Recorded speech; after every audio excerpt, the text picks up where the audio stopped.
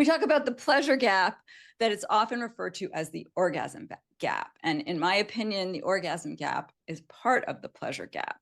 But Absolutely. let's start with what is the orgasm gap, and I guess the larger picture of the pleasure gap. Yeah, the orgasm gap is the consistent finding in the research literature over across 30 years that when cisgender women get it on with cisgender men, with the women, and for people who don't know, cisgender just means you were identified as a sex at birth as a girl and you still identify as a woman.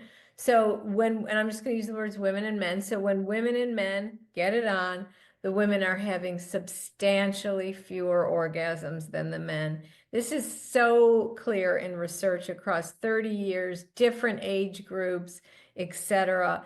And while it's biggest in hookup sex, the most recent study I think I read was like 55% of men always orgasm during first time hookup versus 10% of women.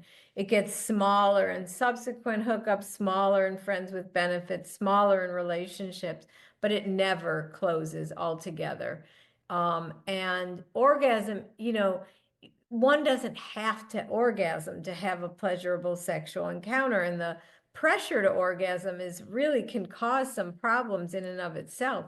But when half the population is having substantially fewer orgasms than the rest of the population, it tells us there's a problem. And, people say, oh, women like sex less. Like, no, women are just getting less good quality sex. There was an amazing article by Connolly and Klein, and they had this metaphor. They were like, if you give half a group of people canned ravioli and the other group ravioli made by an award-winning chef, and then you ask these two groups, do you like ravioli? Like, it's not really a good comparison, and that's what's happening with sex and women and men. The men are getting the chef-inspired ravioli.